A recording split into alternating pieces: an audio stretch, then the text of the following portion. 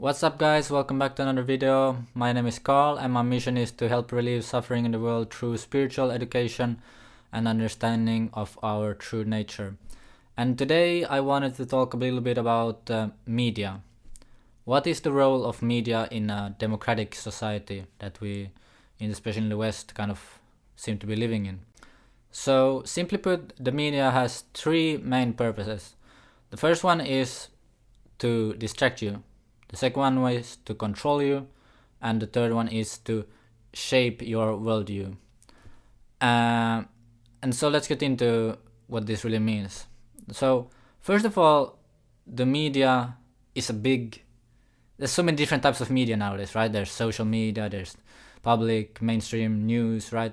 There's radio, there's Netflix, there's television, there's all these different mediums of media, right?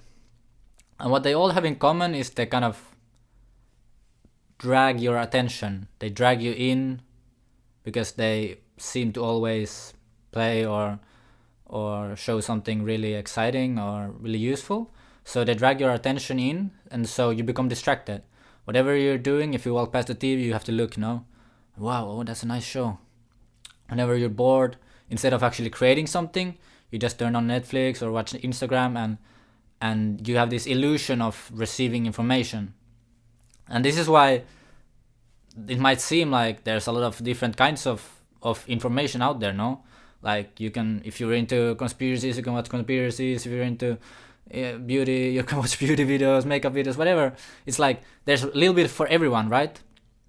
And this is the big trick, because you can be on your phone the whole day just watching videos of how the government is spying on you, whatever. But in the end, it doesn't really matter, because you're on your phone, you're not doing anything, you're not taking action. So you're becoming distracted, and you're getting the illusion that you're doing something. You're getting you're in the illusion of receiving more information. This is kind of an addiction, or addiction for more knowledge, for more information, for more stimulation, no? And so in the end, we spend hours on our phone, but we don't really get anything done. And so the main purpose of media is really to distract us from actually doing stuff, and from also realizing our true nature, realizing who we really are. Because you're not gonna go meditate when you can just put Netflix, right? Because it's so much easier. You're not gonna go out into the forest and talk to the trees, because you can just look at Instagram, right? And so then we get to the second purpose of media, which is to control you.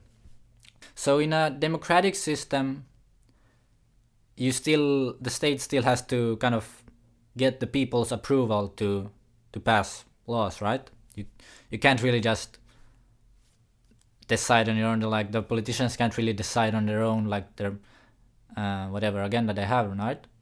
So they need to get the public opinion, the public approval, to be on the side of the agenda of the politicians, which in reality, the whole game of politics is just a big show also. Because really, the politicians are also in this web of media, right? They are also being controlled by the media. So really, the media has a lot of control, and who's running the media really is the corporations. And so, Noam Chomsky, a journalist, talks about this in his book Manufacturing Consent, where he goes into how the role of media is really to manufacture consent for certain legislations, right? So to pass a kind of radical law or something that probably the public in this moment wouldn't really approve of, the government or the corporations really go on a campaign of making it seem that this is the only option. So they might create a crisis which makes it seem obvious to choose the alternative of countering the crisis. So when in reality the whole thing was just a game to pass this other thing. So well, let's take an example from the pandemic, for example. Like most people would never in their life, like 10 years ago, you said, okay, would you want the government to track your every step? And would you be okay with having to show a digital passport every time you walk into a bar, to walk to a shop, to take the train, whatever? Would you be okay with this? Like, I'm pretty sure most people would have been like, no. And so what then, to pass this law, we need to create an incentive for the public to approve of this. And so we create a crisis where it seems like the only option is to have this digital passport, because we have to be safe, right? And so this is one of the ways that media is kind of controlling us. They are kind of putting on a show to guide our attention and change, mold our mind in a certain direction, so that we think we are making a choice out of our free will, but in reality we are manipulated into thinking we have a free will, because really who is controlling us is the media, social media, the algorithms, the corporations, everything. So we think we make this choice. Oh, do you want to vote for this guy? Yeah. Who made the decision? I did. But why did you make the decision? Oh, well, maybe because you've been brainwashed. Well, maybe because you've been scrolling a lot of posts on Instagram that shows certain type of content that makes you believe that this is true, and then you choose this candidate. And then we get to the third purpose of media, which is to kind of shape our worldview. This kind of goes hand in hand with the control thing, but I think the main thing that the media does is kind of limits our belief and decides what is really okay to think and what is not. So because most people are just completely in this media world, right? They're watching news every day, scrolling Instagram. They're so caught up in this news stream that slowly, you don't even notice it, but slowly you kind of take it for granted that what is on the TV is truth, is reality, no? The thing is with the media is like, I'm not saying that what the media is showing is not true. Like, I'm not saying there's not a war happening here in Ukraine right now. I'm not saying there's not a pandemic going on or what's going on. What I'm saying is there's so much other stuff going on as well. There's so much good stuff and there's so much bad stuff. But the media is kind of deciding which things to focus on that fits kind of a certain type of worldview, right? So the mainstream public media would never publish something that goes against the mainstream narrative, right? Or maybe they would, but they would make it kind of like a joke or kind of more like a distraction, right? And sometimes the media kind of, well, they do publish sometimes a little of good and a little bit of everything, right? Because again, it's just a big distraction and they have to seem kind of reliable, no? But in reality, there's always kind of a background in agenda behind what they are kind of choosing to showcase, right? And so, because we are so caught up in this illusory world, we kind of forget that there's so many other ways to think. And once you kind of get into this spiritual stuff, you realize that how we think is really shaping how the world looks, because when a lot of people think in the same way, that creates a certain type of dream, a certain type of culture. And when you travel to another country, you realize, oh, these people think in a different way, so the culture is different. And when a lot of people are thinking in the same lines, then that creates a certain type of worldview for a lot of people, and then we see this reality.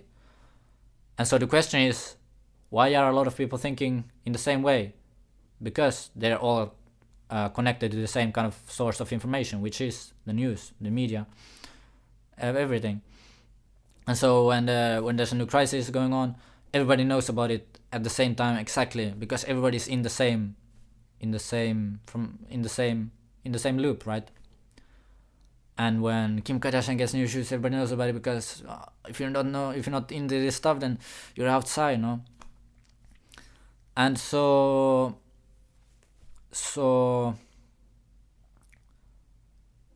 then you realize that the majority of all the stuff that the media is publishing is negative.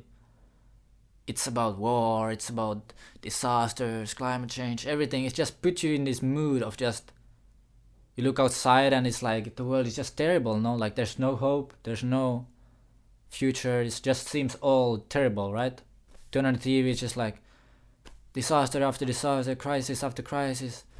And they kind of put the blame on you, right? They say, oh, this is your fault. You have to be a responsible consumer. Or you have to, this is how you can take action, you can help. This is what you need to do. You need to change your life, right? And I'm not saying you shouldn't change your life, but the thing is, shame is one of the lowest vibrational emotions out there. It's kind of the emotion that is the lowest energy, the lowest vibe, right? And so, and fear is also very close there. And so what the media is really pushing on you is fear and blame, shame, guilt. So they just kind of put you in a really low frequency, in a really low vibrational state, to make it seem that you don't have any power, there's no hope for the future. The only thing you can do is kind of just hope for the best and buy responsible stuff, buy responsible products and all this stuff, which in the end you're just buying, you're consuming, and you're just watching. You're not doing any real action, and you're not taking any initiative to actually change anything.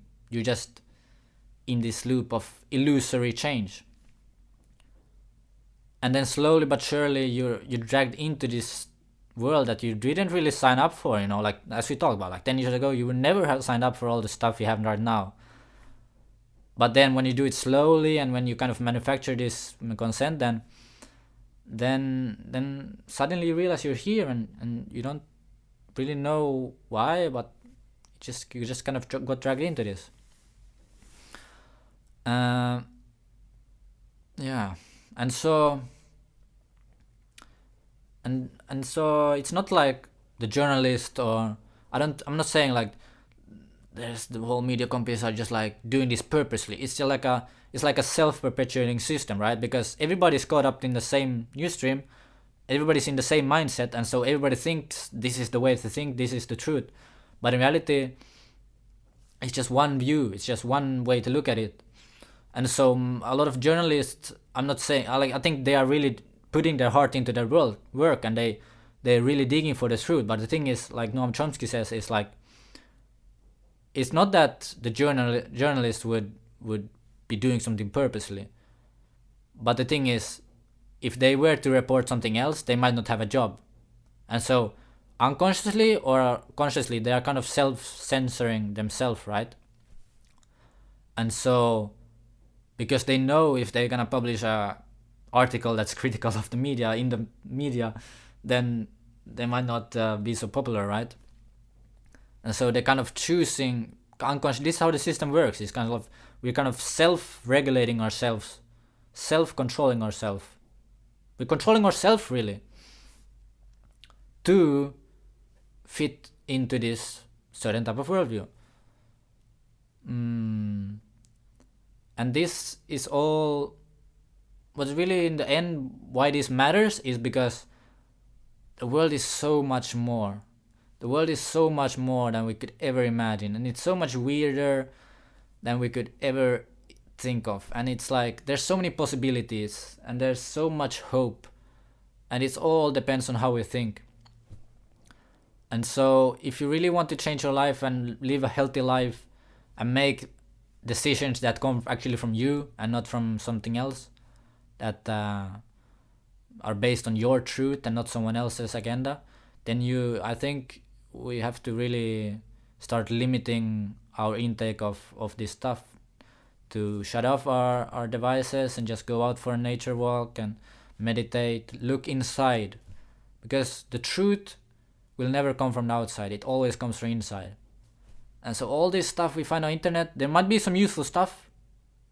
I'm not saying that's all the stuff we find on different media platforms are bad, but the thing is, it's easy to get dragged into this trap of just consuming and thinking, I'm getting smarter, I'm getting all the news, I'm getting all the information what's going on in the world. But in reality, you're just not doing anything, you're just consuming.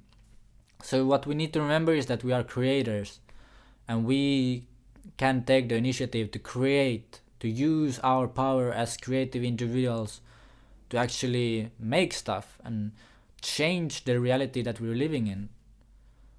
And yeah, so that's just a few of my thoughts on media. um, Hope you got something useful out of this, and yeah, thank you for watching.